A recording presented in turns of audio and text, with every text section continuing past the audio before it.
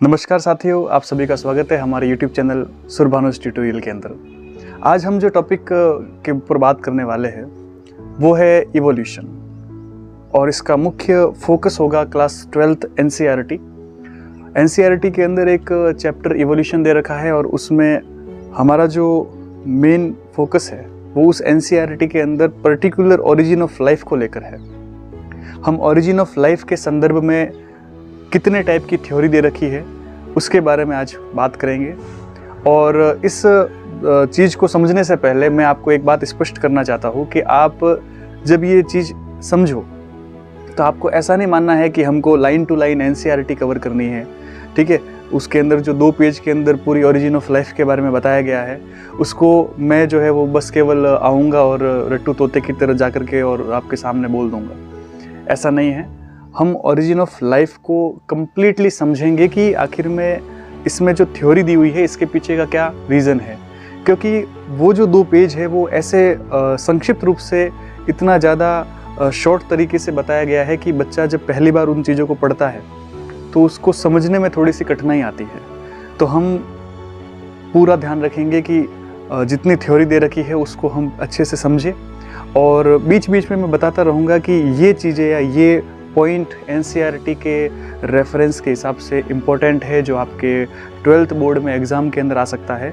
लेकिन इसको हम एक स्कूल या आपके सिलेबस का पार्ट ना समझते हुए और केवल एक स्टोरी की फॉर्म में अगर समझेंगे तो ज़्यादा आसानी रहेगी इस टॉपिक को समझने में, ऐसा मेरा मानना है। और मैं इसी तरीके से पढ़ाता भी हूँ कि आपको ओरिजिन ऑफ लाइफ और इवोल्यूशन जो है वो एक स्टोरी की तरह आपके दिमाग में पूरी फिट हो जाए और उसमें जो इम्पोर्टेंट चीज़ें हैं वो मैं आपको बीच बीच में बताता रहूँगा कि कौन सी चीज़ें आपको नोट करनी है या कौन सी चीज़ें इम्पोर्टेंट है जो NCERT में मेंशन हुई है और वो ज़्यादातर जो है एग्ज़ाम के अंदर बार बार रिपीट होती है। अब 2 पेज के अंदर कितनी चीज़ें रिपीट होगी वो आपको भी कॉमन सेंस होता है कि कितनी बार कोई बोर्ड के अंदर एक टॉपिक आ सकता है, तो वो अमूमन सब लोगों को पता होता है कि कौन सी चीज़ें आएगी बोर्ड के अंदर।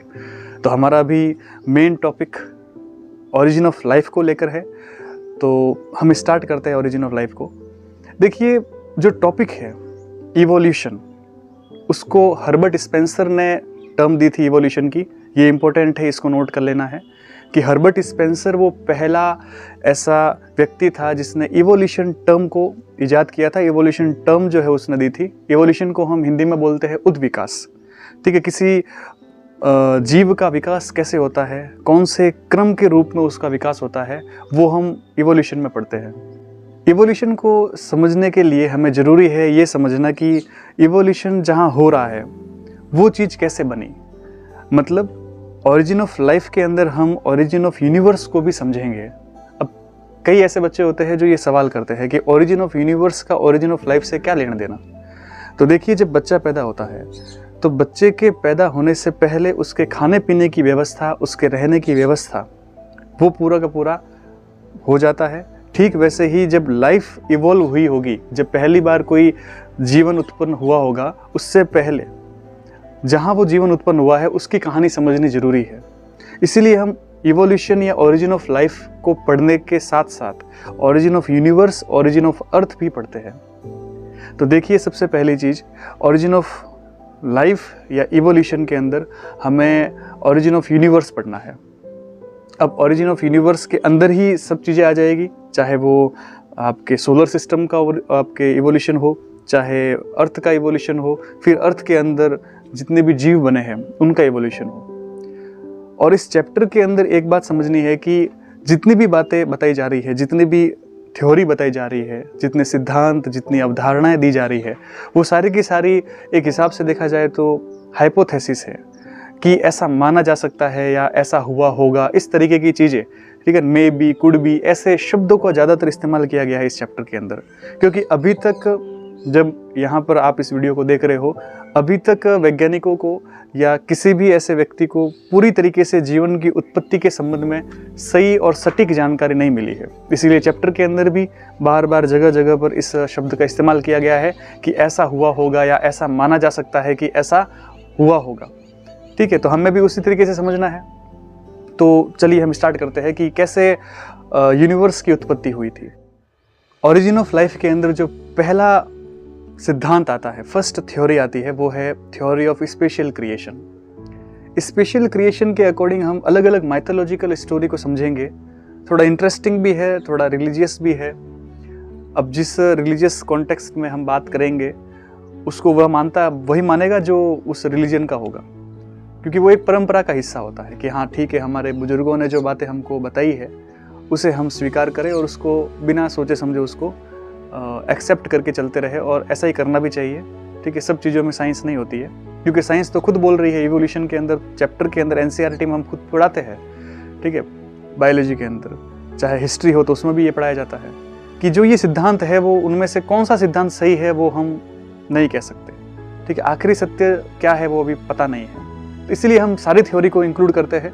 तो पहली थ्योरी हम बात करते हैं बाइबल की, थ्योरी ऑफ स्पेशल क्रिएशन के अंदर फादर सुरेज, उन्होंने बाइबल के अकॉर्डिंग 3 कैनोटेशन दिए थे।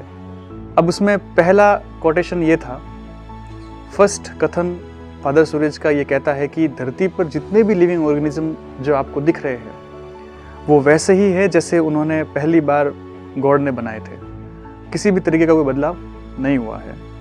तो जितने भी जीवित आपको प्राणी दिख रहे हैं वो वैसे ही आज भी मौजूद है जैसे उनकी उत्पत्ति के समय थे, किसी प्रकार का कोई चेंज नहीं आया है।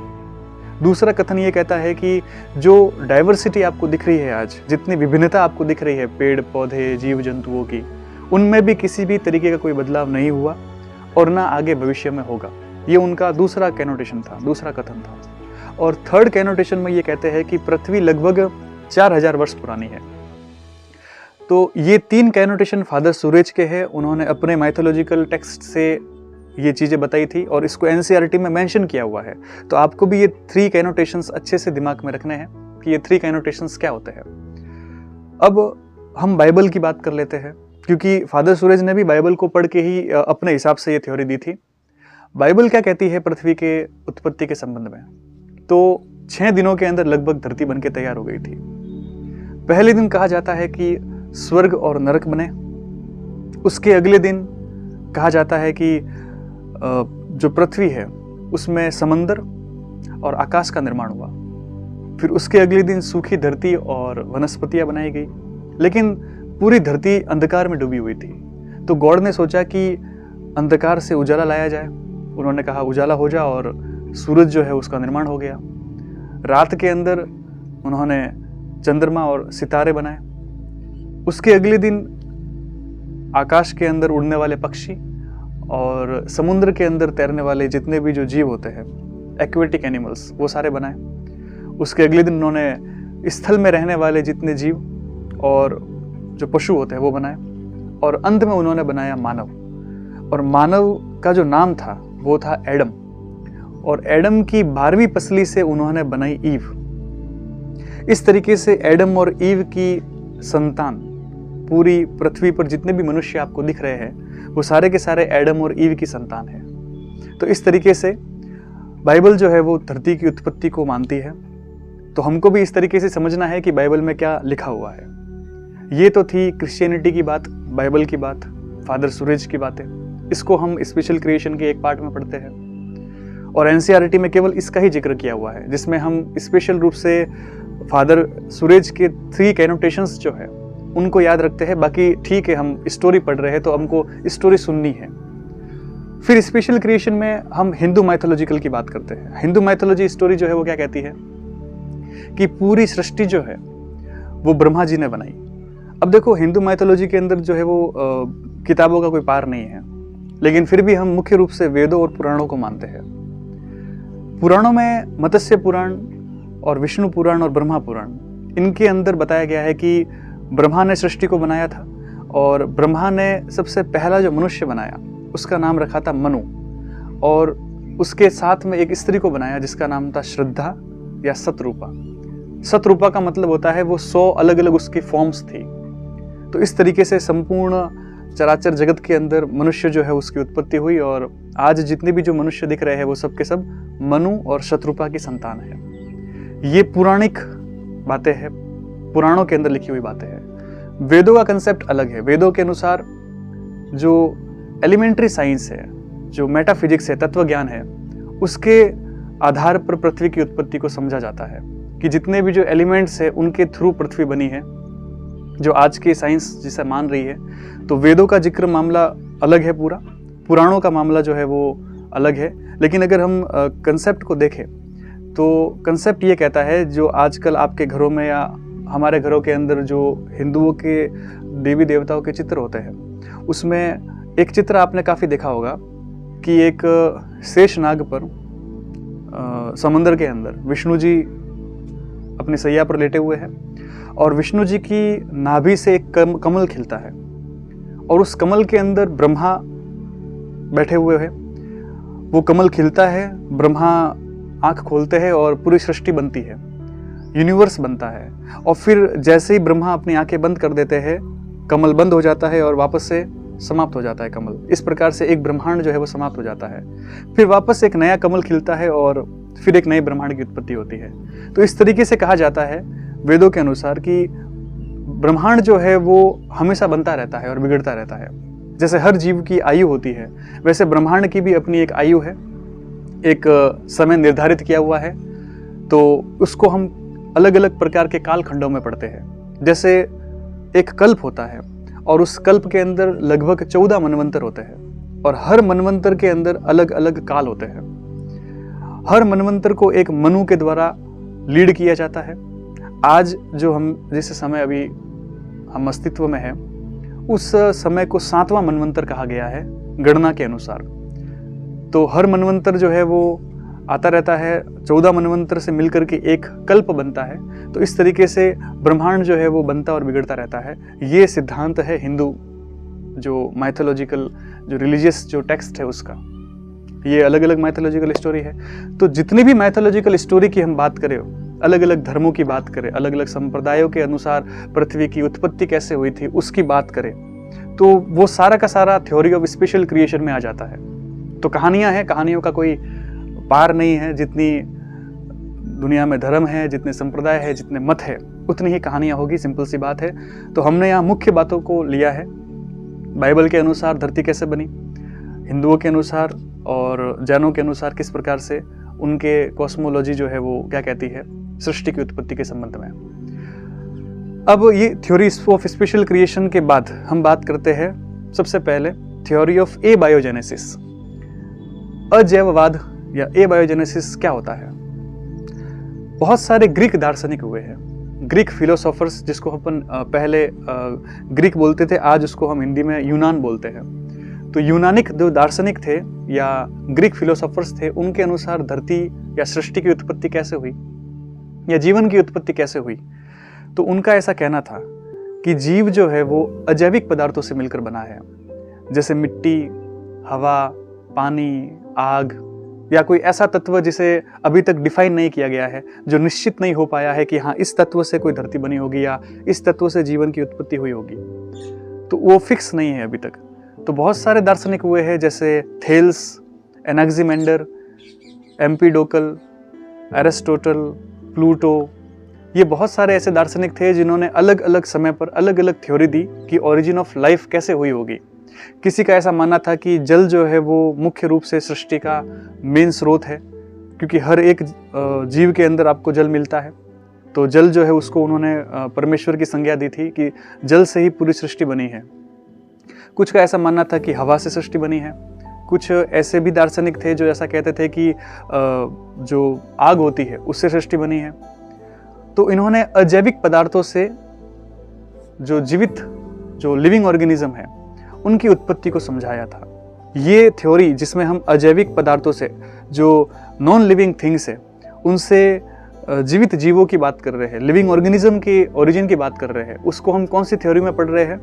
उसको पढ़ रहे हैं हम थ्योरी ऑफ एबायोजेनेसिस, या इसी का नाम आता है theory of spontaneous generation. Spontaneous generation का मतलब है कि अचानक से धरती के ऊपर जो लाइफ है वो ओरिजिनेट हुई। किससे ओरिजिनेट हुई? तो नॉन लिविंग थिंग से ओरिजिनेट हुई। और उसको बताने वाले अलग अलग जो ग्रीक फिलोसोफर्स थे, उन्होंने ये बातें बताई थी। फिर उसके बाद में उस वक्त जैसे मिस्र जो है, जिसको अपन आज इजिप्ट बोलते हैं, उसमें ऐसा माना जाता था कि जब भी नील नदी के अंदर बरसात आती है, वहाँ एक नील नदी चलती है, तो नील नदी में जब बरसात आती है तो बरसात के आने पर आसपास के अंदर बहुत सारे मेंढक, सांप, बिच्छू, मछलियाँ, मगरमच्छ ये सब पैदा हो जाते हैं। तो उन्होंने कहा कि नील नदी में बरसात के आने पर, मतलब पानी की वजह से कीचड़ के अंदर मिट्टी से क्या बन जाते हैं, जीव। तो पानी, मिट्टी, कीचड़ ये सब चीज़ें क्या है, ये सब नॉन लिविंग थिंग्स है, अजैविक चीज़ें हैं। तो उनसे जीव की उत्पत्ति हो रही है। ये चीज़ उस वक्त काफ़ी ज़्यादा चर्चा में थी। ये स्पॉन्टेनियस जनरेशन या एबायोजेनेसिस के अंदर ही हमको पढ़ना पड़ता है या हम उसको पढ़ते हैं। एक साइंटिस्ट हुए थे, या साइंटिस्ट उस वक्त के साइंटिस्ट होंगे, वो व्यक्ति का नाम था वॉन हेलमोंट। उन्होंने क्या कहा कि जो गेहूं होते हैं, उन गेहूं के अंदर पसीने से भीगी हुई शर्ट अगर आप 21 दिन तक रखोगे तो उनसे चूहे बन जाते हैं। तो वो भी एक प्रकार से क्या है, स्पॉन्टेनियस जनरेशन की बात। उसको प्रूफ करने के लिए उन्होंने ये थ्योरी दी कि गेहूं के अंदर अगर आप पसीने से भीगी हुई शर्ट को रखोगे तो उससे चूहे बन जाते हैं। तो एबायोजेनेसिस के अंदर हम बहुत सारे दार्शनिकों की बात करते हैं और उसके साथ में ही हम वॉन हेलमोंट की भी बात करते हैं। ये पूरा का पूरा जो सिद्धांत है ओरिजिन ऑफ लाइफ का, इसको हम बोलते हैं theory of special, theory of spontaneous generation या थ्योरी ऑफ एबायोजेनेसिस। अब इसके बाद में आई थ्योरी ऑफ बायोजेनेसिस। मतलब अब यहाँ पर खंडन होने लग गया कि नहीं, ऐसा नहीं है कि सभी जीव जो है वो अजैविक पदार्थों से बने हैं। मतलब मिट्टी, कीचड़, पानी, हवा, इन सब से जीव नहीं बने हैं। जीवों की उत्पत्ति जीवों से ही हुई है। लिविंग ऑर्गेनिज्म जो है वो किसी लिविंग ऑर्गेनिज्म के थ्रू ही पैदा हुआ है। ये चीज़ कहते हैं थ्योरी ऑफ बायोजेनेसिस के अंदर। तो सबसे पहले हार्वे और हक्सले नाम के साइंटिस्ट थे, इन्होंने इसके बारे में बात बताई थी। फिर इसको प्रूफ करने के लिए सबसे पहले आए थे इटली के इटालियन जो साइंटिस्ट थे, जिनका नाम था फ्रांसिस्को रेडी। उन्होंने क्या किया, उन्होंने 3 जार लिए। जार के अंदर उन्होंने मांस को पकाया और गर्म किया, और मांस को जब गर्म किया तो वो जीवाणु रोधी हो गया, बैक्टीरिया से फ्री हो गया, और उसको उन 3 जारों के अंदर उन्होंने भर दिया। 3 जारों में भरने के बाद एक जार को तो कर दिया सील टाइट, जिसमें ना हवा है ना कुछ, किसी भी प्रकार का कोई कॉन्टेक्ट जो है वो बाहर के एनवायरनमेंट से नहीं हो पा रहा। दूसरे जार को उन्होंने पर्चमेंट पेपर जो है, एक चर्म पत्र जो था, उससे उन्होंने ढक दिया था, और तीसरे जार को उन्होंने खुला रखा। कुछ समय के बाद में देखा कि जो खुला हुआ जार था उसमें दुनिया भर की मक्खियाँ आ गई है। जो पर्चमेंट पेपर वाला जो जार रखा हुआ था उसके ऊपर की तरफ मक्खियाँ भिनभिना रही है, और जो सील रोधी जार था जिसमें बिल्कुल सील टाइट कर दिया था मांस को, उसमें किसी भी प्रकार से कंटामिनेशन नहीं हुआ है, ना वहाँ पर मैगेट्स है ना वहाँ पर मक्खियाँ है, कुछ नहीं है। इससे यहाँ पर यह प्रूफ हुआ कि जीवित चीज़ें ही जीवित चीज़ों को बना सकती है। अगर अजैविक चीज़ों से, नॉन लिविंग थिंग्स से ऑर्गेनिक मैटर बनते या लिविंग ऑर्गेनिज्म बनते, तो जो सील टाइट मांस जो रखा था जार के अंदर, वहाँ से भी मक्खियाँ बन जानी चाहिए थी। जबकि खुले और पर्चमेंट पेपर के ऊपर मक्खियाँ क्यों दिख रही है? क्योंकि मक्खियाँ वहाँ गई, उन्होंने वहाँ पर अपने लार्वा दिए, अपने अंडे दिए, उनमें से लार्वा निकले और उनसे जो है वो मक्खियाँ बनी। तो कहा जाता है फ्रांसिस्को रेडी का जो ये पहला प्रयोग था, ये पहला प्रयोग एबायोजेनेसिस या स्पॉन्टेनियस जनरेशन का खंडन था। ठीक है, तो हम क्या पढ़ रहे हैं अभी? हम पढ़ रहे हैं थ्योरी ऑफ बायोजेनेसिस, और थ्योरी ऑफ बायोजेनेसिस के अंदर दी किसने थी? हक्सले और हार्वे ने दिए था। और इसको प्रैक्टिकली प्रूफ करने वाले कौन थे? इटली के जो साइंटिस्ट थे फ्रांसिस्को रेडी। उन्होंने जार जो है वो अलग अलग लेकर के उसके अंदर मांस भरा और उसको प्रैक्टिकली प्रूफ किया। फिर दूसरे एक और साइंटिस्ट आ जाते हैं, वो भी इटली के ही थे, उनका नाम था लेज़ेरो स्प्लेंजेनी। लेज़ेरो स्प्लेंजेनी ने भी यही किया। उन्होंने भी जो है वो सब्जी और मांस का एक शोरबा बनाया, गर्म किया, जीवाणु रोधी कर दिया उसको, और फिर जो है वो 2 अलग अलग टाइप के फ्लास्क लिए और उसके अंदर उनको भर दिया। अब एक फ्लास्क जो है उसको तो उन्होंने एयर टाइट कर दिया और दूसरे के ऊपर कॉर्क जो है वो लगा दी। तो जिसके ऊपर कॉर्क लगाई थी उसके अंदर कंटामिनेशन हो गया, वहाँ पर जो है वो जीवाणु उनको दिखने लग गए, क्योंकि कॉर्क के अंदर से हवा जा रही थी तो हवा के थ्रू बैक्टीरिया चले गए उनके अंदर। जबकि जिसको एयर टाइट किया था, जिसको सील पैक किया था जिस फ्लास्क को, उसके अंदर किसी भी टाइप का कंटामिनेशन नहीं हुआ। तो इससे भी ये प्रूफ हो रहा है कि भाई जो जीव है वो जीवों से ही बन रहे हैं। पहले मक्खियाँ थी, तब की उन्होंने अंडे दिए, तब जाके दूसरी मक्खियाँ बनी है। सिर्फ और सिर्फ सब्जियों से या मांस से मक्खियाँ नहीं बन जाती। ये भी किसका खंडन है? ये भी खंडन है उस एबायोजेनेसिस या स्पॉन्टेनियस जनरेशन का, जो ग्रीक फिलोसोफर्स देके गए थे। फिर जो ज़्यादातर एनसीईआरटी के अंदर जिसका मेंशन किया हुआ है वो है लुईस पास्चर। लुईस पास्चर वही साइंटिस्ट है जिन्होंने जर्म थ्योरी दी थी। ठीक है, तो जर्म थ्योरी ऑफ डिजीज देने वाले लुईस पाश्चर है, एक तो ये दिमाग में रखो। और लुईस पाश्चर ने किया क्या था, उन्होंने एक बीकर लिया, एक बीकर कह सकते हो, एक ऐसा फ्लास्क लिया था जिसकी शेप जिसके अंदर एक लंबी ट्यूब होती है, ठीक है, और उस लंबी ट्यूब को उन्होंने गर्म करके एस शेप में मोड़ दी। तो 2 फ्लास्क लिए, उसमें से एक को दोनों को ही एस शेप के अंदर ट्यूब को मोड़ दी थी और नीचे की तरफ एक लंबा गोल फ्लास्क था। उसके अंदर उन्होंने पहले से ही गर्म करके यीस्ट और शुगर का एक मिश्रण बनाया और उसको उसमें रख दिया। तो यीस्ट मर गई थी सारी की सारी, और गर्म करने की वजह से वो पूरी तरीके से बैक्टीरियल फ्री हो गया था। तो जीवाणुरोधी इस सोरबे को, जिसमें शुगर थी, यीस्ट थी, उसको उन्होंने एक फ्लास्क में रखा। किसने रखा? लुईस पाश्चर ने। तो लुईस पाश्चर ने जब दोनों फ्लास्क के अंदर वो चीज़ रखी, तो उसमें से जो एस शेप की थी उसमें देखा कि उसमें किसी भी टाइप का कंटामिनेशन नहीं हुआ है, क्योंकि हवा जो है वो जब एस शेप के उस ट्यूब से गुजरती है तो वहाँ बहुत बार मोड़ आने की वजह से बैक्टीरिया अंदर नहीं जा पाते, किनारों पर ही रुक जाते हैं। जबकि जो नॉर्मल दूसरा जो फ्लास्क था उसके अंदर भी एस शेप थी, लेकिन उसकी ट्यूब को उन्होंने तोड़ दिया था। तोड़ने पर जो एयर है उसका कॉन्टेक्ट डायरेक्ट उस यीस्ट से और अंदर रखी हुई शुगर से हो गया, तो वहाँ पर बैक्टीरियल ग्रोथ हो गई। तो लुईस पाश्चर ने ऐसा कहा कि भाई पूरी तरीके से जितना जो भी इन्होंने ग्रीक फिलोसोफर्स ने अपनी एबायोजेनेसिस थ्योरी में बात बताई थी वो गलत है। जीवों की उत्पत्ति जीवों से ही होती है, ठीक है। इसी को हम बायोजेनेसिस थ्योरी में पढ़ते हैं। एनसीईआरटी में बायोजेनेसिस थ्योरी के अंदर मैंने अभी आपको जितने नाम बताए थे उसमें से सिर्फ लुईस पाश्चर का नाम लिखा हुआ है, तो आपको भी लुईस पाश्चर का नाम याद रखना है, बाकी सिर्फ कहानी सुननी है। तो हमने अभी जो है वो कितनी थ्योरी पढ़ी? 3। ऑरिजिन ऑफ लाइफ के अंदर पहली थ्योरी कौन सी थी? थ्योरी ऑफ स्पेशल क्रिएशन, जिसमें हम बाइबल और वेद पुराण इन सब की बात करते हैं। और उसमें भी सबसे इंपॉर्टेंट जो है वो लाइन कौन सी है? 3 एनोटेशंस जो है वो फादर सुरेज के, वो इंपॉर्टेंट है। फिर थ्योरी ऑफ स्पॉन्टेनियस जनरेशन या एबायोजेनेसिस, जिसमें बताया गया कि निर्जीव चीज़ों से सजीव चीज़ें बनी हैं, नॉन लिविंग थिंग्स जो है उससे लिविंग ऑर्गेनिज्म का फॉर्मेशन हुआ है, ये चीज़ हमने बताई। और अभी हम बात कर रहे हैं थ्योरी ऑफ बायोजेनेसिस की, जिसमें लुईस पाश्चर का नाम आपको दिमाग में रखना है। तो बाकी जो सारी बातें हैं वो एक स्टोरी है, आपको स्टोरी दिमाग में रखनी पड़ेगी, क्योंकि ज़रूरी नहीं है कि आप जो है वो खाली ये चीज़ें रटना नहीं है, चीज़ें समझनी है कि अलग अलग टाइम पीरियड पर कैसे हमारे जो वक्तव्य है, जो हमारे स्टेटमेंट है वो चेंज होते रहते हैं। किसी ज़माने में तो बाइबल के अंदर या ब्रह्मा की द्वारा जो उत्पत्ति बनी है उसी को परम सत्य माना जाता था।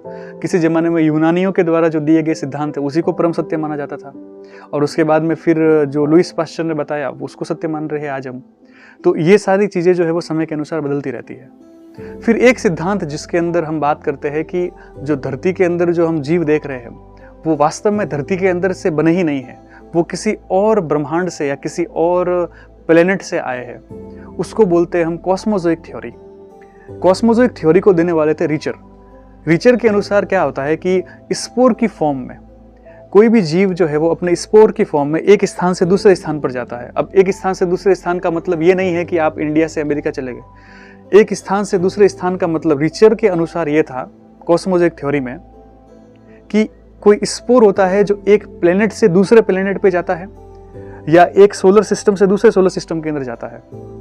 ये चीज़ जो है वो कॉस्मोजोइक थ्योरी के अंदर हम पढ़ते हैं, और इसके आधार पर आपने बहुत सारी मूवी भी देखी हुई होगी जिसके अंदर एक ब्रह्मांड या एक प्लेनेट या एक सोलर सिस्टम या एक गैलेक्सी जब ख़त्म हो रही होती है तब जो लोग होते हैं वो अपने बच्चों को जो है वो कहीं दूसरी जगह भेज देते हैं। उसका सबसे बेस्ट एग्जांपल जो मूवी है हॉलीवुड के अंदर सुपरमैन वाली। तो सुपरमैन जो है वो कौन था? सुपरमैन के अंदर उनके ऐसा फिल्म में बताया जाता है कि उनके जो माता पिता थे, ठीक है, जब वो उन्होंने देखा कि अपनी पूरी जो कायनात है वो ख़त्म होने वाली है तो उन्होंने कैप्सूल के अंदर सुपरमैन को डाला और फिर उसको भेज दिया और वो फिर अपने धरती पर आ गया।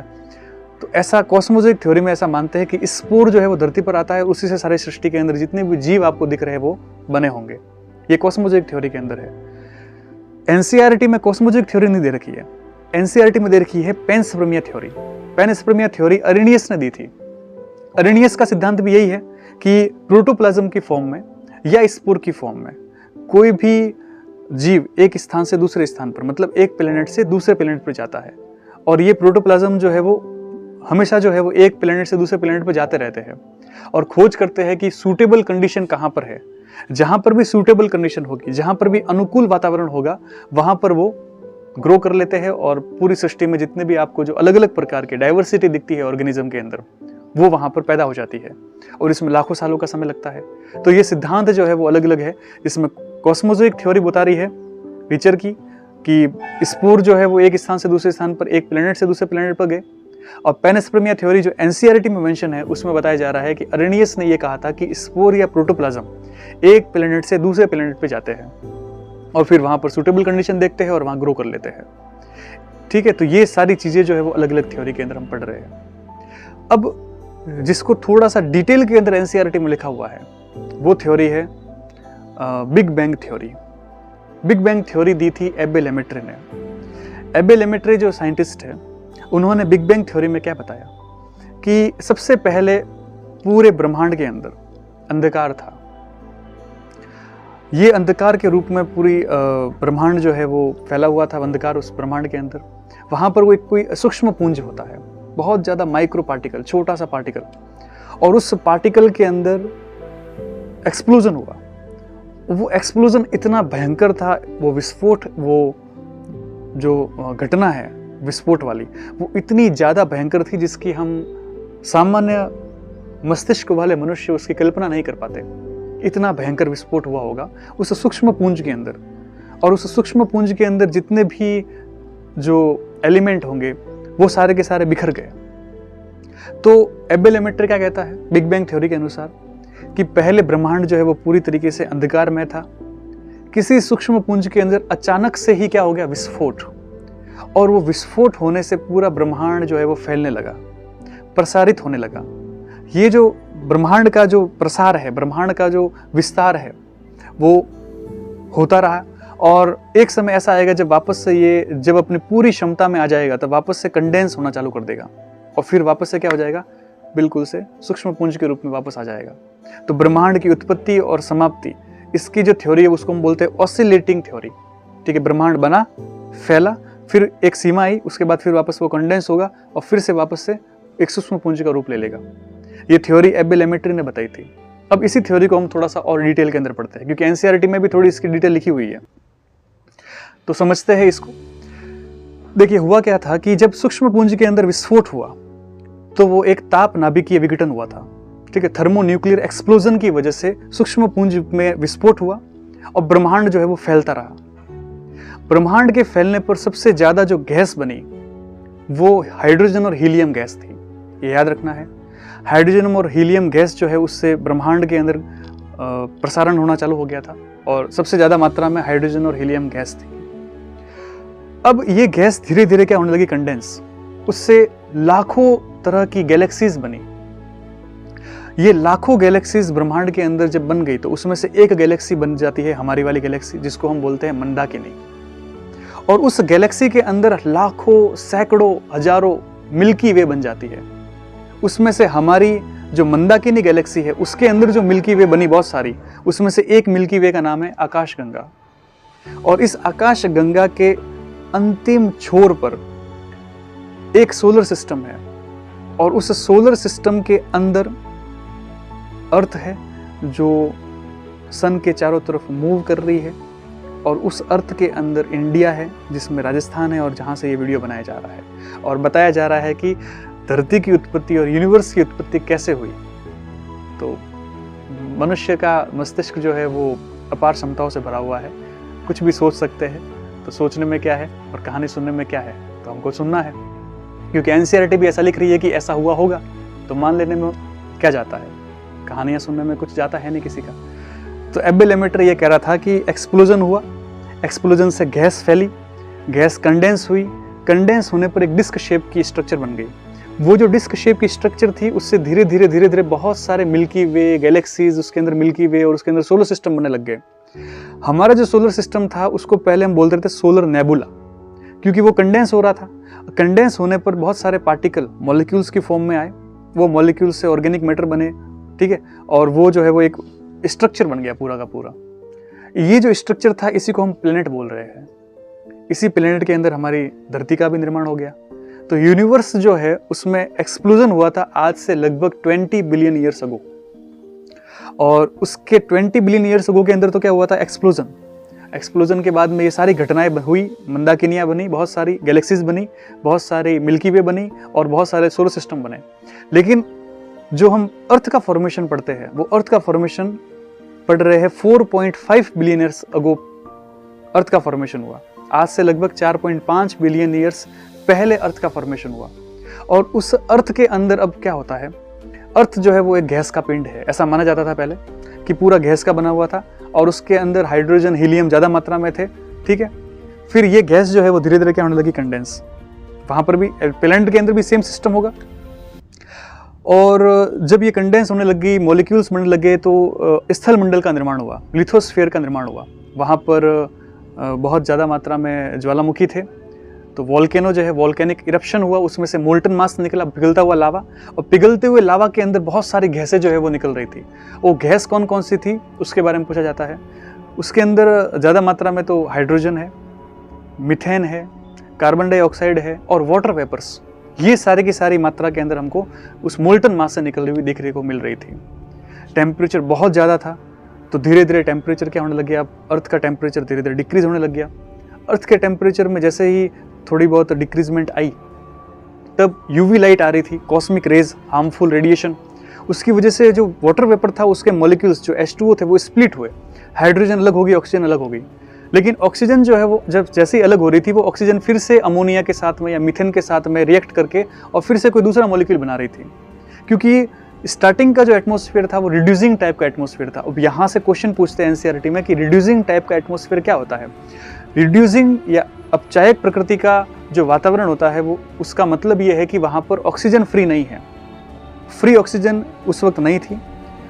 तो हम ये कहते हैं कि कॉस्मिक रे या यूवी रेडिएशन की वजह से जो वाटर वेपर थे वो स्प्लिट हुए और हाइड्रोजन ऑक्सीजन अलग अलग हो गई, और ऑक्सीजन जो है उन्होंने अलग अलग टाइप के मॉलिक्यूल्स के साथ में रिएक्शन की और दुनिया भर के दूसरे मॉलिक्यूल्स बना दिए। फिर उसके बाद में थोड़ा और टेम्परेचर कम हुआ, तो जो बादल बने हुए थे वो बादल जो है वो अब धीरे धीरे क्या होने लगे, बारिश के रूप में नीचे आने लगे। जो डिप्रेशन बने हुए थे, जो लिथोस्फीयर के अंदर जो स्थल मंडल था पृथ्वी का, वहाँ पर जो गड्ढे बने हुए थे उनमें वो बारिश का पानी इकट्ठा होने लगा। और उस बारिश के पानी के इकट्ठे होने के बाद धीरे धीरे तापमान में और गिरावट आई, तापमान और ठंडा हुआ, और जो ओशियन था उसके अंदर दुनिया भर के अलग अलग टाइप के ऑर्गेनिक मॉलिक्यूल्स और बहुत सारे केमिकल्स बन गए। और इसी केमिकल्स के अंदर कहते हैं कि सबसे पहली बार कोई जीव बना, और उस जीव को हम बोलते हैं साइनोबैक्टीरिया। और इस साइनोबैक्टीरिया के अंदर जब फोटोसिंथेसिस हुआ तो उससे ऑक्सीजन इवॉल्व हुई, और ऑक्सीजन फिर समुद्र से बाहर आई। पृथ्वी के अंदर ऑक्सीजन जो है उसकी मात्रा में धीरे धीरे वृद्धि हुई। इसमें लाखों साल का समय लगा, और ये ऑक्सीजन पूरी पृथ्वी के अंदर जब बन गई तब एक लेयर का फॉर्मेशन हुआ। उस लेयर को बोलते हैं हम ओजोन लेयर। जब ओजोन लेयर का फॉर्मेशन हो गया तो हार्मफुल जो रेडिएशन जो ब्रह्मांड से आ रही थी, वो कॉस्मिक रे और जो यूवी लाइट है, वो सारी की सारी उस ओजोन लेयर जो है उससे टकरा करके चली गई। ओजोन लेयर जो है उसने उसको एब्जॉर्ब कर लिया। तो अब टेम्परेचर में और ज़्यादा गिरावट हुई, और सबसे पहली बार फिर हमने देखा कि ओशियन के पास में जो पेड़ बनते हैं वो एल्गी बनी। फिर उसके बाद में ब्रायोफाइटा, फिर टेरिडोफाइटा, फिर जिम्नोस्पर्म, फिर एंजियोस्पर्म। इस तरीके से ये पूरा का पूरा प्लांट किंगडम बन जाता है। उसके साथ में ही जो है वो हम देखते हैं जोन्स बनते हैं।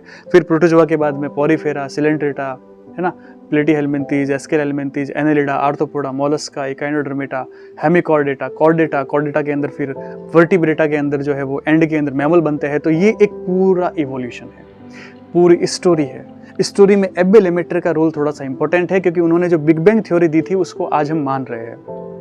अब आपको एक विचार करना चाहिए। अभी देखो, पहले मैं एक बार आपको बात समझा देता हूँ कि हमने कितनी थ्योरी पढ़ी है। हमने कौन सी थ्योरी पढ़ी? सबसे पहले स्पेशल क्रिएशन। उसमें याद क्या रखना है वो मैं बता रहा हूँ। स्पेशल क्रिएशन में याद रखना है फादर सूरज के 3 कैनोटेशंस। उसके बाद में पढ़ा स्पॉन्टेनियस जनरेशन या एबायोजेनेसिस। उसमें आपको याद रखना है ये थेल्स, एनाक्सिमेंडर, एम्पिडोकल, आपके एरिस्टोटल, प्लूटो, इन सभी के स्टेटमेंट कि जितने भी जो नॉन लिविंग थिंग्स थे उससे ऑर्गेनिक या फिर जो लिविंग ऑर्गेनिज्म है वो बने। और उसके बाद में हमने पढ़ा थ्योरी ऑफ बायोजेनेसिस। जो लुइस पास्चर था उसने एक्सपेरिमेंटल प्रूफ किया कि भाई ए बायोजेनेसिस जो है वो नहीं माननी चाहिए, आपको बायोजेनेसिस माननी चाहिए। जीवों की उत्पत्ति जीवों से ही होती है, ना कि अजैविक पदार्थों से होती है।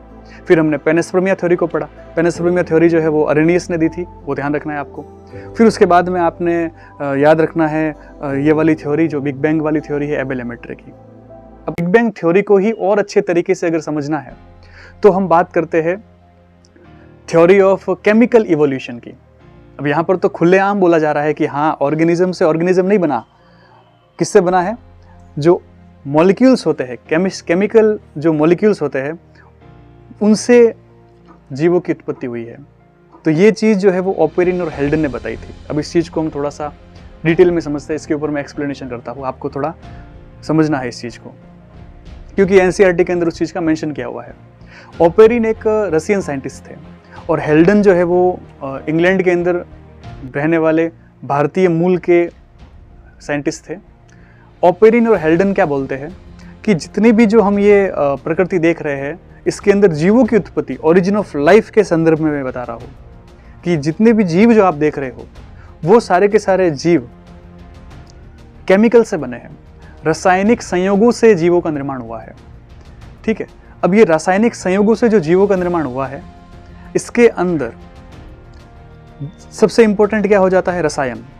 इसीलिए इस थ्योरी को हम बोलते हैं थ्योरी ऑफ केमिकल इवोल्यूशन। किसने दी थी? तो ओपेरिन और हेल्डन ने दी थी। साइंटिस्ट का नाम के साथ में उसका कितनी बार देश भी पूछ लेते हैं। ओपेरिन था रसियन और हेल्डन था इंग्लैंड का। ठीक है, याद रखना है आपको। इन्होंने बताया कि जो केमिकल मॉलिक्यूल्स है वो इंपॉर्टेंट होते हैं किसी भी जीव को बनाने के लिए। थ्योरी का नाम उसके हिसाब से क्या दिया हमने? Theory of chemical evolution. फिर उसके बाद में उन्होंने बताया कि ये जितना भी जो हम बता रहे हैं, ओपेरिन और हेल्डन ने जो बताया कि ये जितने भी जो थ्योरी में हम बताएंगे वो हम आपको एक्सपेरिमेंटली प्रूफ करके भी बताएंगे। मतलब लेबोरेटरी के अंदर हम आपको प्रूफ करके भी बताएंगे कि देखो बिल्कुल इस तरीके से पृथ्वी के अंदर जो ये अकार्बनिक पदार्थ है उनसे कार्बनिक पदार्थ बने और फिर जीवों की उत्पत्ति हुई। ये सारी चीज़ हम आपको एक्सपेरिमेंट करके बताएंगे। तो उसीलिए उनको हम कहते हैं कि उन्होंने जो थ्योरी दी थी वो कैसी है? आर्टिफिशियल सिंथेसिस की थ्योरी। तो थ्योरी ऑफ आर्टिफिशियल सिंथेसिस भी वही है जिसको हम थ्योरी ऑफ केमिकल इवोल्यूशन बोल रहे हैं, और यही थ्योरी को हम बोलते हैं नेचरलिस्टिक थ्योरी। तो इस ओपेरिन और हेल्डन के 3 नाम है थ्योरी के। एक हो जाता है थ्योरी ऑफ नेचरलिस्टिक थ्योरी ऑफ नेचरलिस्टिक, एक होती है थ्योरी ऑफ केमिकल इवोल्यूशन, और एक जिसको बोलते हैं हम आर्टिफिशियल सिंथेसिस थ्योरी। अब देखिए इसके अंदर कुछ शर्तें हैं। शर्तें क्या है कि पहली शर्त तो ये है कि केमिकल जो है उन मॉलिक्यूल से, उनसे ऑर्गेनिक मॉलिक्यूल बनेंगे और उनसे जीवों की उत्पत्ति होगी। दूसरा उनका मेन ऐसा कहना था कि अगर आप इस थ्योरी को मान रहे हो तो आपको ये मानना पड़ेगा कि जीवों के लिए जल का होना सबसे महत्वपूर्ण है। फिर वो कह रहे थे कि स्टार्टिंग का जो एटमॉस्फेयर था वो बहुत ज़्यादा रिड्यूसिंग टाइप का एटमॉस्फेयर था, फ्री ऑक्सीजन नहीं थी। और ये बात हमने लैब एलिमेंटर में भी पढ़ा था कि ऑक्सीजन जैसे ही स्प्लिट होता था H2O का मॉलिक्यूल, वाटर वेपर जो है वो स्प्लिट होते थे यूवी रेडिएशन की वजह से, तो फिर क्या होता था कि वो तुरंत प्रभाव से जो ऑक्सीजन थी वो किसी दूसरी मॉलिक्यूल के साथ में रिएक्ट कर जाती थी। एबेलेमेट्रे ने जो बताया वही चीज़ ओपेरिन ने भी बताई, हेल्डन ने भी बताई कि स्टार्टिंग का जो एटमॉस्फेयर था वो कैसा था? रिड्यूसिंग। तो ये पॉइंट याद रखना है। और फिर बाद में जब साइनोबैक्टीरिया बन गए उसके बाद में एटमॉस्फेयर कैसा हो गया? ऑक्सीडाइजिंग। तो ऑक्सीकारी और अपचयन प्रकार का जो ये वातावरण है वो होना जरूरी था। पहले कौन सा वातावरण जरूरी था? अपचायक। ठीक है, और बाद में ऑक्सीकारी। आज जो वातावरण है उसमें ऑक्सीजन की उपस्थिति है तो ऑक्सीकारी है। वो एक स्टेटमेंट देते हैं कि जैसा पहले धरती के ऊपर अपचायक वातावरण था, जो रिड्यूसिंग एटमॉस्फेयर था, वैसा आज के ज़माने में नहीं है। तो जैसी घटना पहले हुई होगी उसको हम आज के ज़माने में एक्सपेक्ट नहीं कर सकते, इसलिए कोई भी सेल जो है उसको बनाया नहीं जा सकता। जो प्रोटोबायोंट जो पहले बना था उसको आज हम नहीं बना सकते हैं। जो सेल्फ रेप्लिकेटिंग मॉलिक्यूल जो है, जो अपनी प्रतिकृति अपने जीव से एक नया जीव बना सके, ऐसा कोई कोशिका या ऐसा कोई स्ट्रक्चर हम नहीं बना सकते, क्योंकि एटमॉस्फेयर कैसा है आज? ऑक्सीडाइजिंग। पहले कैसा था? रिड्यूसिंग। तो उन्होंने ओपेरिन और हेल्डन जो है उन्होंने भी यही कहा। शर्त क्या थी? जीवों के जिंदा रहने के लिए जल जरूरी है, सभी जीव केमिकल से बने हैं। इन स्थिति को हम, जो ये केमिकल इवोल्यूशन है, इसको हम प्रैक्टिकली प्रूफ कर सकते हैं लेबोरेटरी के अंदर। रिड्यूसिंग एटमॉस्फेयर पहले था, आज जो है वो ऑक्सीडाइजिंग एटमॉस्फेयर है। ये उनकी कुछ शर्तें थी। अब ये जो केमिकल इवोल्यूशन है ये अलग अलग चरणों में होता है। पहले इन्होंने फर्स्ट स्टेज को बोला एटॉमिक स्टेज। स्टार्टिंग के अंदर जो अर्थ थी वो उसमें सिर्फ और सिर्फ एटम थे, खूब सारे एटम, जिसमें हाइड्रोजन, ऑक्सीजन, नाइट्रोजन, कार्बन, ये सब एटम थे। उसमें हाइड्रोजन और हीलियम जो है वो सबसे ज़्यादा संख्या में थे। ये चीज़ आपको दिमाग में रखनी है। तो एटमिक स्टेज के अंदर जो है वो आपको एटम दिमाग में रखना है। फिर एटम से क्या बना, मॉलिक्यूल बना। तो एटम जो है वो धीरे धीरे आपस में इकट्ठे होने लगे, रिएक्शन होने लगे उनके बीच में, और मॉलिक्यूल का फॉर्मेशन हो गया। और ऐसा माना जाता है कि पहला अगर कोई इनऑर्गेनिक मॉलिक्यूल बना होगा तो वो अमोनिया और वाटर था। वाटर वेपर हम पढ़ते ही है, अमोनिया भी पढ़ते हैं। एबेल लेमेटर ने भी बताया था कि मोल्टन मास जो ज्वालामुखी था उससे जो पिघला हुआ लावा निकल रहा था उसमें अमोनिया और वाटर वेपर था। तो यहाँ पर ये भी बोल रहे हैं कि एटम से जो मॉलिक्यूलर स्टेज आई, उस मॉलिक्यूलर स्टेज के अंदर आपको क्या देखने को मिल रहा है, आपको वाटर वेपर्स और अमोनिया जैसे इनऑर्गेनिक मॉलिक्यूल्स देखने को मिल रहे हैं। फिर इस इनऑर्गेनिक मॉलिक्यूल के बाद में उन्होंने कहा कि अब स्टेज आ जाती है, मॉलिक्यूलर स्टेज के बाद में हम बात करते हैं अर्ली ऑर्गेनिक मॉलिक्यूल्स की ओरिजिन की। ये जो अर्ली ऑर्गेनिक मॉलिक्यूल्स थे, इसमें सबसे पहला मॉलिक्यूल बना था मीथेन। ऐसा कहा जाता है कि मीथेन और हाइड्रोजन साइनाइड ये पहले ऑर्गेनिक मॉलिक्यूल थे, अर्ली ऑर्गेनिक मॉलिक्यूल्स। तो देखिए जो केमिकल इवोल्यूशन है वो बिल्कुल केमिकल के हिसाब से ही चल रही है। पहले एटम पढ़ा, एटम में हाइड्रोजन और हीलियम की मात्रा ज़्यादा थी। फिर हमने पढ़ा molecule, molecular stage. Molecular stage के अंदर कौन से मॉलिक्यूल सबसे पहले बने होंगे, तो हमने कहा कि वाटर वेपर और अमोनिया। उसके साथ में दुनिया भर के दूसरे मॉलिक्यूल भी बने, लेकिन हमें जो याद रखना है वो ये नाम याद रखना है, वाटर वेपर और अमोनिया। फिर अर्ली इनऑर्गेनिक जो मॉलिक्यूल्स बन रहे हैं वो कौन से हैं, तो आपको बोलना है कि मीथेन, जो आपके सबसे पहले जो ऑर्गेनिक मॉलिक्यूल्स बन रहे हैं, अर्ली ऑर्गेनिक मॉलिक्यूल्स, वो थे मीथेन और हाइड्रोजन साइनाइड। और उसके बाद में जो है वो अब धीरे धीरे ये ऑर्गेनिक मॉलिक्यूल जो है वो अब सिंपल होने लग गए। अर्ली ऑर्गेनिक मॉलिक्यूल कौन से थे, मीथेन और हाइड्रोजन साइनाइड। उसके अलावा भी खूब सारे बने होंगे, लेकिन हमें जो चीज़ें याद रखनी है वो मैं आपको बार बार बोल रहा हूँ। हाइड्रोजन हीलियम एटम में याद रखना है, वाटर वेपर अमोनिया आपको इनऑर्गेनिक में याद रखना है, और अर्ली ऑर्गेनिक में याद रखना है आपको हाइड्रोजन साइनाइड और मीथेन। फिर उसके बाद में हम बात करते हैं सिंपल ऑर्गेनिक मॉलिक्यूल्स। वो वाली stage I, stage of simple organic molecule. इसके अंदर आप देखते हो अमीनो एसिड बनते हैं। अमीनो एसिड के साथ में आपको छोटी छोटी जो शुगर होती है, मोनोसैकेराइड्स, वो बनती है। उसके साथ में फैटी एसिड्स बनते हैं, ग्लिसरॉल बनता है। उसके साथ में आपके न्यूक्लिक एसिड को बनाने वाले प्यूरिन, पिरिमिडिन, जिसमें बहुत सारे आपके साइटोसिन, एडेनिन, थाइमिन, ग्वानिन, ये सब चीज़ें जो है वो यूरेसिल, ये सब चीज़ें बन जाती है। ये सब के सब कौन से मॉलिक्यूल्स है, सिंपल ऑर्गेनिक मॉलिक्यूल्स। तो सिंपल ऑर्गेनिक मॉलिक्यूल्स की स्टेज आती है, और उसके बाद में स्टेज आती है origin of complex organic molecule. Complex organic molecule के अंदर जो सिंपल ऑर्गेनिक मॉलिक्यूल में अमीनो एसिड बने थे, वो अमीनो एसिड मिल करके क्या बना देंगे, प्रोटीन, एक लंबी पॉलीपेप्टाइड की चेन बना देते हैं। वैसे ही जो छोटे छोटे ग्लिसरॉल के मॉलिक्यूल होते हैं वो एक लॉन्ग फैटी एसिड की चेन बना देते हैं। ठीक वैसे ही जो छोटे छोटे जो मोनोसैकेराइड होते हैं वो पॉलीसैकेराइड, स्टार्च, सेल्यूलोज, पैक्टिन, ये स्ट्रक्चर जो है वो बनाना चालू कर देते हैं। ठीक है। और वैसे ही जो स्टार्टिंग के अंदर जो सिंपल ऑर्गेनिक मॉलिक्यूल्स के अंदर प्यूरिन और पिरिमिडिन बने थे, यही purine pyrimidine complex organic molecule के अंदर प्यूरिन पिरिमिडिन शुगर के साथ में, फॉस्फेट के साथ में अटैच होकर के न्यूक्लिक एसिड बना देते हैं। ये स्ट्रक्चर जो है वो बनने लग जाती है, और लाखों सालों के बाद हमें देखने को मिलता है एक परफेक्ट न्यूक्लियो प्रोटीन। और इसी न्यूक्लियो प्रोटीन को जो हेल्डन था, उन्होंने नाम दिया कोएजरवेट्स, जो दिया गया था कि पहला जो न्यूक्लियो प्रोटीन बना वो कोएजरवेट बना। और इसी कोएजरवेट के अंदर बडिंग का सिस्टम इवॉल्व हुआ। ये बडिंग मैकेनिज्म के थ्रू एक कोएजरवेट से दूसरा कोएजरवेट बना सकते थे। फिर उसके बाद में धीरे धीरे और इवोल्यूशन हुआ। कुछ ऐसे कोएजरवेट थे जो किसी दूसरे मटेरियल को एंगल्फ कर सकते थे, खा सकते थे। कुछ ऐसे कोएजरवेट थे जो अलग हो गए, और अगर वो किसी एटमॉस्फेयर के अंदर नहीं, अगर वो किसी दूसरे मॉलिक्यूल के साथ में अटैच नहीं है तो वो बिल्कुल इनएक्टिव रहते हैं, उनको हमने वायरस बोल दिया। और फिर यही जो कोएजरवेट थे, इससे ही सबसे पहले प्रोटोसेल बनी, और प्रोटोसेल जो है उसमें प्रोकैरियोट बने, और फिर यूकैरियोट बने, और फिर जो है वो इवोल्यूशन हुआ। तो कहने का मतलब है कि जो ओरिजिन ऑफ लाइफ है उसमें ओपेरिन हेल्डेन का जो केमिकल इवोल्यूशन है वो क्या बोल रहा है कि पहले केमिकल से क्या बने, कॉम्प्लेक्स केमिकल, सिंपल से कॉम्प्लेक्स बना, और फिर उससे क्या बन रहा है, ऑर्गेनिक मॉलिक्यूल। ऑर्गेनिक मॉलिक्यूल के अंदर से फिर क्या बन रहे हैं, बायोलॉजिकल ऑर्गेनिज्म। तो ये एक सीक्वेंस है पूरा का पूरा केमिकल इवोल्यूशन का। तो पूरी ओरिजिन ऑफ लाइफ एक इंटरेस्टिंग टॉपिक है। मैंने इसको लगभग 35-40 मिनट के अंदर कवर करने की कोशिश की है, अलग अलग थ्योरी को समझाते हुए।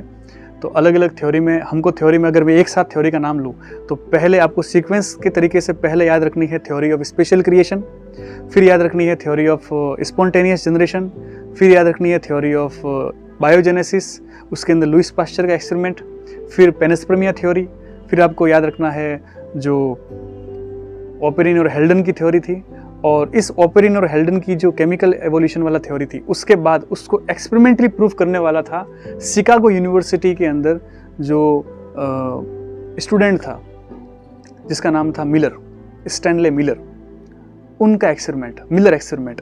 और ज़्यादातर क्वेश्चन पूछते हैं मिलर एक्सपेरिमेंट के ऊपर, और मिलर एक्सपेरिमेंट को समझाने के बाद में हमारा ये टॉपिक ओरिजिन ऑफ लाइफ जो एनसीईआरटी में दे रखा है उतना टॉपिक समाप्त हो जाएगा। हालांकि ये टॉपिक तो बहुत लंबा है, लेकिन फिर भी मैंने उस एनसीईआरटी को जैसा उसने 2 पेज के अंदर उसको कंडेंस करके लिखा है उसको समझाने के लिए थोड़ी स्टोरी के फॉर्म में आपको बताया है कि कैसे स्टोरी ओरिजिन ऑफ लाइफ के अंदर आपको पढ़नी है।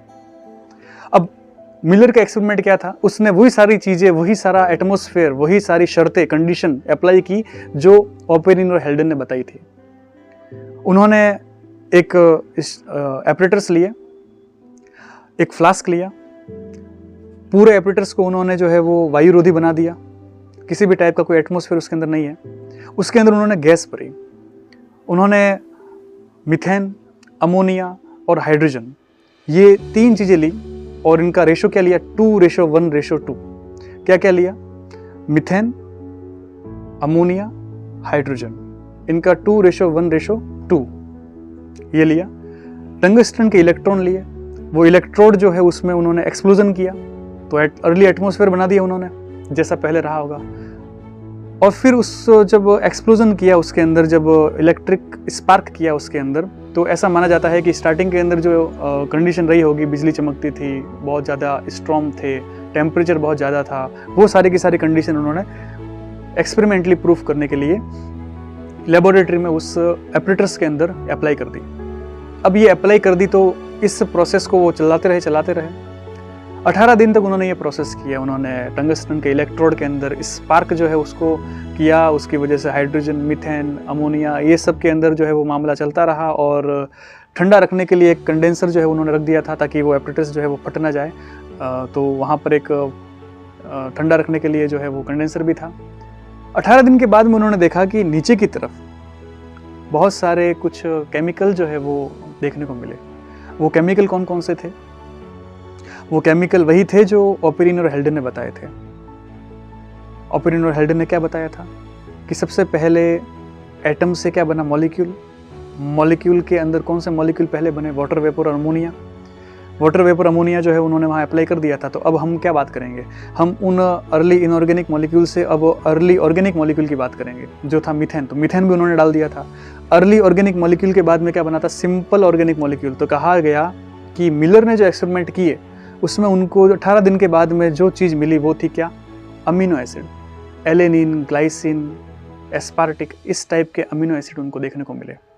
उनको बहुत सारे अंदर जो है वो शुगर जो है वो देखने को मिली, ठीक है। उनको फॉर्मिक एसिड देखने को मिला। तो इस तरीके के अलग अलग खूब सारे केमिकल्स 18 दिन के बाद में मिलर को मिले। जब उनको एग्जामिन किया तो उन्होंने बता दिया कि ओपेरिन और हेल्डन का केमिकल इवोल्यूशन बिल्कुल एग्जैक्ट परफॉर्म कर रहा है, एक्सपेरिमेंटली उसको प्रूव कर सकता है। इसलिए सबसे ज़्यादा आज के टाइम पे जिस थ्योरी को समझा जाता है, एक्सेप्ट किया जाता है, वो केमिकल इवोल्यूशन वाली थ्योरी है। तो आपको भी इस चीज़ को समझना है अच्छे से, ठीक है। खुराना नाम के एक साइंटिस्ट थे, अपने इंडिया के थे। उन्होंने 77 न्यूक्लियोटाइड का एक आरएनए बनाया है, आर्टिफिशियल आरएनए, जो लेबोरेटरी में बनाया गया पहली बार। तो 77 न्यूक्लियोटाइड का बना दिया, लेकिन अभी तक ऐसी कोई सेल नहीं बना पाए साइंटिस्ट जो खुद एक दूसरी सेल बना सके। वो हमसे बना नहीं है, साइंटिस्ट ने अभी तक बनाया नहीं है, उसके ऊपर खोज जारी है। तो हमको ओरिजिन ऑफ लाइफ के अंदर क्या क्या चीज़ें पढ़नी है वो आपको समझ में आ गया होगा। कुछ थ्योरी है, कुछ साइंटिस्ट के नाम है, और सबसे बड़ी चीज़ स्टोरी है। स्टोरी बड़ी इंटरेस्टिंग है। तो आप अगर इस चीज़ के अंदर और ज़्यादा थोड़ा डिटेल में जाओगे तो आपको दुनिया भर की और सारी थ्योरी मिलेगी। लेकिन हम यहाँ पर उन सब चीज़ों का जिक्र नहीं करेंगे, क्योंकि हमको जो हमारा जो क्राइटेरिया है वो है एनसीईआरटी की वो 2 पेज। उन 2 पेजों को समझाना मेरा फोकस उसी पर था कि 2 पेज आपको कैसे समझ में आए, कैसे एब्बे लेमेट्रे की बिग बैंग थ्योरी के अंदर जो है वो वोल्केनिक इरप्शन के अंदर जितनी भी गैसें थी वो आपके एटमॉस्फेयर बना रही है, फिर डिप्रेशन कैसे फील हो गए, ठीक है, फिर रिड्यूसिंग एटमॉस्फेयर से कैसे ऑक्सीडाइजिंग एटमॉस्फेयर बन गया। मेरा मकसद जो है वो आपको अलग अलग फादर सूरज के जो 3 कैनोटेशंस थे उसको समझाना है। मेरा उद्देश्य आपको पेनिस्पर्मिया थ्योरी को अरेनियस ने जो बताया था वो समझाना था। स्पॉन्टेनियस जनरेशन में आपको बताना था कि जो अजैविक पदार्थ होते हैं, नॉन लिविंग थिंग्स, उससे जो आपके लिविंग ऑर्गेनिज्म है वो कैसे बनते थे अकॉर्डिंग टू ग्रीक फिलोसोफर्स। फिर उसका खंडन करना था लुइस पास्चर के अकॉर्डिंग बायोजेनेसिस के अंदर। तो ये सारी थ्योरी हमने ओरिजिन ऑफ लाइफ के अंदर कंप्लीट कर ली है। आशा है कि आपको ये चीज़ समझ में आ गई होगी। आप अब अगर उस चैप्टर को पढ़ोगे तो आपको अच्छे से याद रह जाएगा। 20 बिलियन ईयर अगो पहले आपको देखना है कि 20 बिलियन ईयर्स अगो यूनिवर्स का फॉर्मेशन हुआ, फिर 4.5 बिलियन ईयर्स अगो अर्थ का फॉर्मेशन हुआ, और 4 बिलियन ईयर्स अगो लाइफ का फॉर्मेशन हो जाता है, ठीक है। 3 बिलियन ईयर्स अगो आपको ए सेलुलर लाइफ फॉर्म आपको देखने को मिल जाती है, और 2 बिलियन ईयर्स अगो आपको पहली बार कोई एक अच्छी प्रोकैरियोटिक सेल अपनी फुल फॉर्म में देखने को मिलती है। ये अलग अलग चीज़ें हैं जो डायरेक्ट क्वेश्चन में आती है, ठीक है, टाइम पीरियड के बारे में, थ्योरी के बारे में, साइंटिस्ट के बारे में, स्टेटमेंट के बारे में। तो इन 2 पेजों से इतने ही सवाल आते हैं। तो थैंक यू आप सभी का।